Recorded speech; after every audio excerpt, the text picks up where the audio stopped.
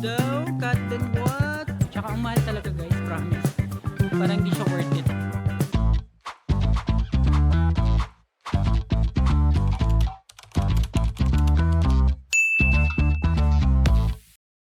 Hi amazing people! Welcome back to my YouTube channel. So, ngayon ay isa na namang araw dito sa Hong Kong.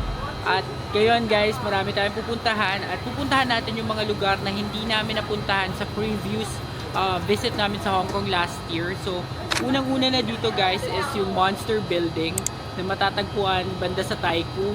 So, medyo malayo siya dito sa Tsim Sha Tsui. And then, we'll also go to Central ulit para mamili at magtingin-tingin doon. And kung may chance pa, we will also be visiting Peak Tram or yung Victoria Peak pero not using the tram. So, marami tayong bagong experiences na gagawin today guys. So, tara, samahan nyo kami. So, yun nga guys, pupunta tayo ngayon sa Monster Building. Hindi ko to napuntahan sa last vlog ko dito sa Hong Kong last year kasi medyo malayo siya. And since that time, kasama ko yung parents ko, comfort muna yung inuna namin kasi mahirap naman magbiyahe sa malalayong lugar tapos building lang naman yung makikita mo. So inuna namin yung mas mga dapat puntahan that time. So ngayon guys, pan ko lang yung camera, papunta kami ngayon sa Tsim Sha Tsui exit N5 na malapit lang dito sa Mirador Mansion guys, kung saan kami nagstay. And from here tayo ay sasakay ng train. Papakita namin sa inyo guys yung magiging ruta namin. Yan. So, and FYI lang guys, ano na ngayon, mag-aalas 12 na. Natulog. 12 na. Yun. Natulog kami ng maigi talaga. Nagbawi ng tulog kasi grabe yung steps namin kahapon guys, almost 20k mula sa Macau pa, no? Mula sa Macau, nag-Senado Square. Tapos naglakad lang kami, 'di ba? Mula Harbor View hanggang Senado Square. Tapos hanggang sa mag-move kami dito sa Hong Kong. So, medyo nakakapagod yung araw kahapon. So, eto na guys. Andito na tayo sa TST station. Make sure na yung octopus card nyo, dala ninyo. Tapos, babalik tayo sa Admiralty guys. So, yun yung medyo natatandaan ko. Tiniktok lang namin yung daan and sana tama naman. So, punta muna tayo sa train. So, ayan guys, papasok na tayo sa train. Octopus card. Ayan. Tapos, baba tayo ng platform. And so, si Kyla guys, first time niya mag-travel na mag-train.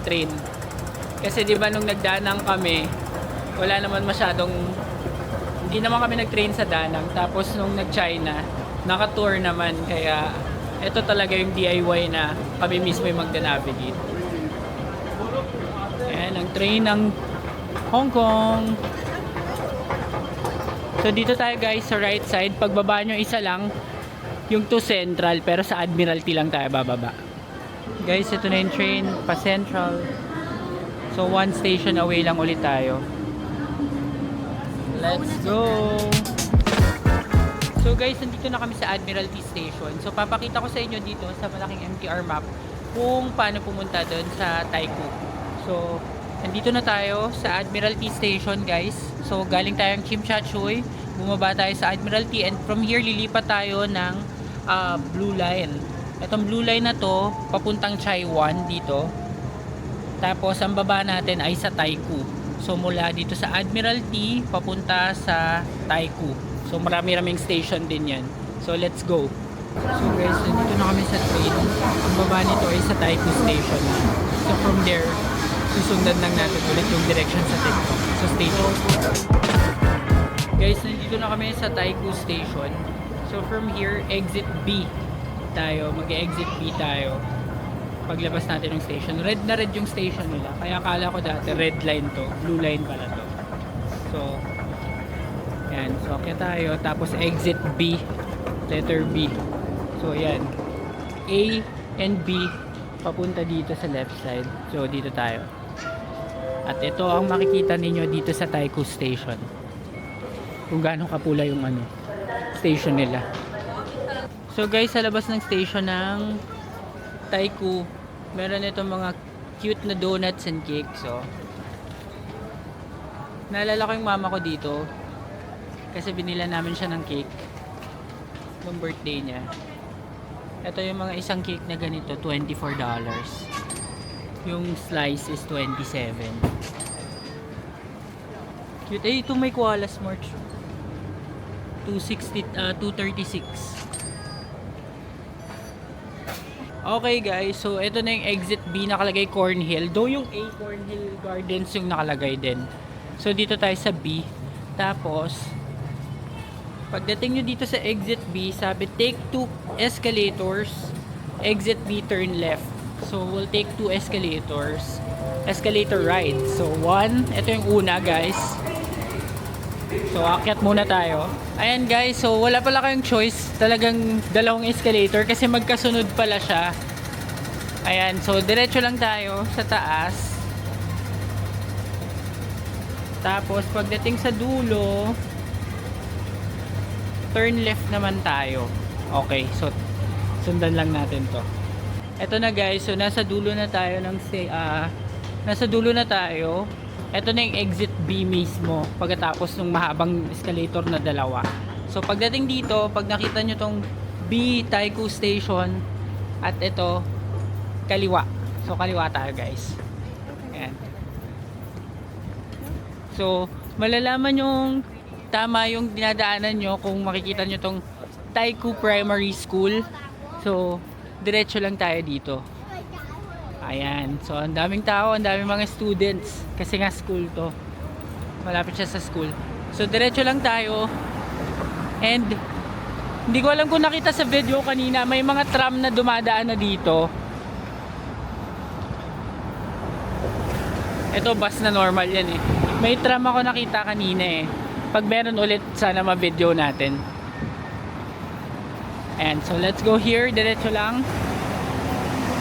Okay guys, so may nadaanan kaming 7-Eleven dito and makikita nyo itong parang may park. Yan, may park dito. Ito yung unang kanto niya.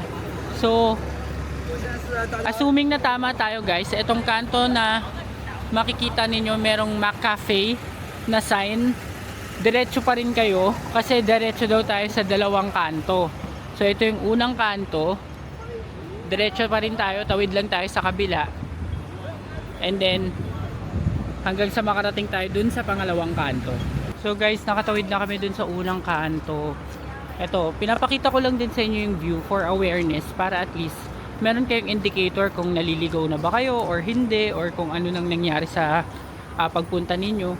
So ito yon, pangalawang kanto na tatanaw na natin. So ito yung unang kanto, makikita nyo ay dun sa after ng unang kanto makikita nyo tong McDo. Tapos meron na namang tawiran. Ito yung pangalawang kanto. So dito guys, pag tumawid kayo, ang nasa kabilang side niya is East Pavilion. So parang ito na yun oh. Ayun, nakikita ko na parang ang dami ng mga apartment or building. So dito sa East Pavilion may Cafe de Coral, share ko lang. Diretso pa rin tayo. Diretso pa rin tayo hanggang makita natin yung entrance ng ayun, parang natatanaw ko na eh. So diretso lang guys. Ayun yung mga tram dito sa side na to, may mga tram nang dumadaan. Eto, so dito muna tayo guys, stop tayo dito. Makikita ninyo itong 1048 Kings Road. So dito tayo papasok. Ayan, so pasok tayo guys.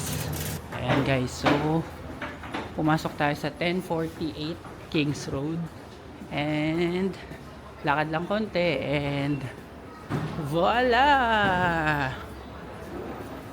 So ito na ang Monster Building. Actually nasa likod kami, pero parang ginagawa siya, pero okay lang naman. Yan, okay. So, may mga ano na pala dito guys, may mga establishments na para mga salon, spa. Ayan oh. Sayang ginagawa siya pero okay pa rin naman. Ito yung harap dito. Ayan, so ikot tayo guys. Ito siya guys. Ayan, may ginagawang part doon. Pwede naman tayo dito. Pero okay lang naman. Yan, so ikot ko lang kayo guys sa Monster Apartments. Ayan, so mamaya mag-try tayo dito sa Ice Bean kasi nakita ko na masarap daw dito. Ayan, so ang malilim naman guys dito sa loob. Malilim siya. Sayang may ano pero okay na rin yan. At least nakapunta tayo. At least alam nyo na guys kung paano siya puntahan. Hindi na kayo maliligaw sa susunod. And in all fairness, kahit mukha siyang malayo based sa mga station sa MRT, malapit lang pala yung biyahe or mabilis lang yung biyahe. So guys, pupunta kami dito sa dulo. May Arabica dito guys, oh. Tapos dito sa dulo, eto guys, dito nagpicture si Alden tsaka si Kath. Pero bawal na magpicture dito. Bawal na tumungtong. Tumungtong kasi sila dito eh. Ayan, so picture lang din muna tayo dito.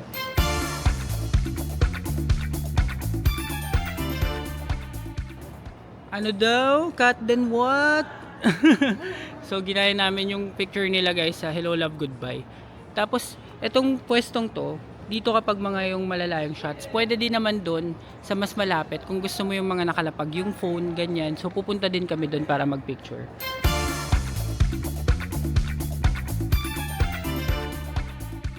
So guys, sinulit lang namin yung pagpipicture dito sa Monster Building. And ayan, dumami na rin yung tao. Kung makikita ninyo guys, medyo dumami na yung tao. Pero respetuhan na lang sa turn sa pag-take ng photos. Ito lang talaga yun nga, ginagawa kasi so medyo nagre-reflect siya dun sa photo. Pero overall, maganda pa rin naman itong mapuntahan, lalo na kung mahilig kayo mag-picture, mag-Instagram, ganyan, sa mga TikTok account ninyo, ganyan. Okay na okay itong pandagdag sa feed. Pero kung halimbawa hindi naman kayo mahilig sa pictures, hindi kayo mahilig mag-selfie, ganyan, so hindi siya masyadong recommended just because ito lang talaga yung makikita ninyo. You came here for the pictures lang. Wala naman ibang special dito sa building. Yun lang talagang, ito lang talaga, yan, yung building yung pang background nga and pang picture nga sa Instagram. Tsaka yung Ice Bean. So pwede din natin mapuntahan yung Ice Bean. So puntahan muna natin siya para makapag-relax and chill muna tayo bago tayo pumunta sa ating next destination. Sandali lang guys, kung hindi pa kayo nakasubscribe sa channel na ito na AJTV Amazing Travels, mag-subscribe na kayo dahil malaking tulong yun para sa akin na maipagpatuloy ang paggawa ng mga ganitong klaseng travel videos. Now back to the vlog. Okay guys, so we're walking papunta dun sa Ice Bean. Ito, hindi ko alam pero tumatak siya sa akin kasi ano ko nga sa TikTok na itry daw. Coffee lang din ata yung nandito. So tignan natin, ayan. Sabi kasi, dirty coffee, the first in Hong Kong, not just a drink, an experience that unfolds. Ayan. So ito yon sa Monster Building Ice Bean. So this is what we're going to try. So ito siya. So asan yun? Dirty. Ayan may may Biscoff ice cream din pala. Oh. Ay grabe, yung dirty coffee, negative 86 degrees is 68 Hong Kong dollars. Parang mahal. Guys, nag-isip-isip kami and since nag-breakfast na kami kanina sa hotel, hindi na kami bibili dito sa dirty coffee. Tsaka ang mahal talaga guys, promise. Parang hindi siya worth it kasi hindi naman din kami ganun kahilig sa mga coffee na matatapang. Ito sanang smoothie kaso ayaw na rin ni Kai. So, last look na tayo dito sa Monster Building guys bago tayo umalis. Yan, kasi baka naman malay nyo may madaanan tayo dito na pwedeng mabilihan. Ayan, so ito ang Monster Building. Itong likod niya, parang hindi na siya part ng Monster Building. Ayan. Pero parang condo na ata to no? Mga condo. So, again, kung gusto nyo mapunta nito, dito lang to sa may Taikoo Exit B. Tapos, sundan nyo lang yung vlog kanina. Ayan. So, pagpalabas, same way lang din ang pagpasok ninyo. So, lalabas na tayo, guys. At, maghahanap tayo ng mas murang mabibili na inumin or inumin lang, no? Hindi kasi kami, kumain na kasi kami ng bread, guys. Kung Oops, sorry. Thank you.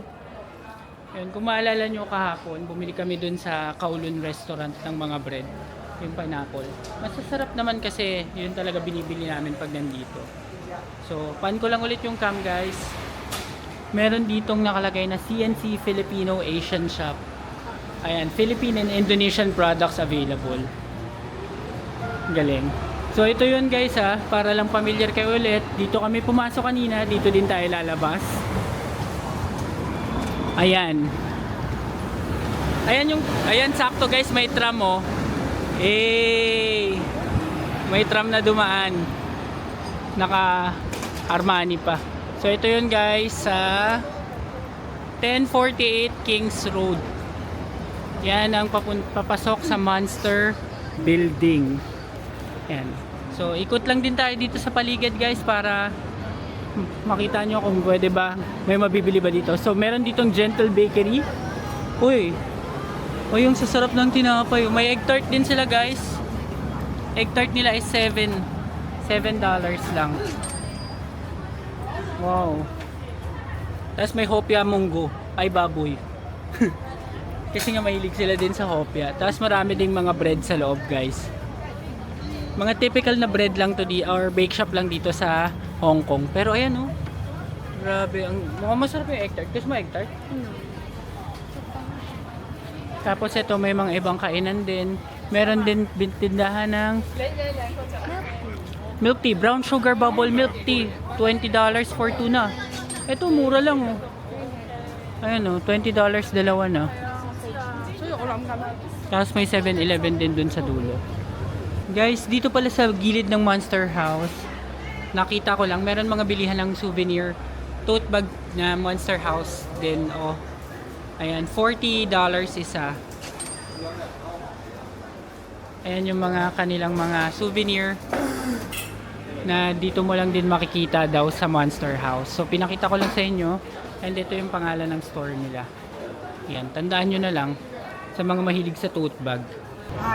So guys, bibili kami nitong milk tea for $20, dalawa na. Nakapila kami dito sa tindahan na ito. Ayan. So order tayo. May kamote din sila, $30, dalawa na. Ayan, kamote. Kamote.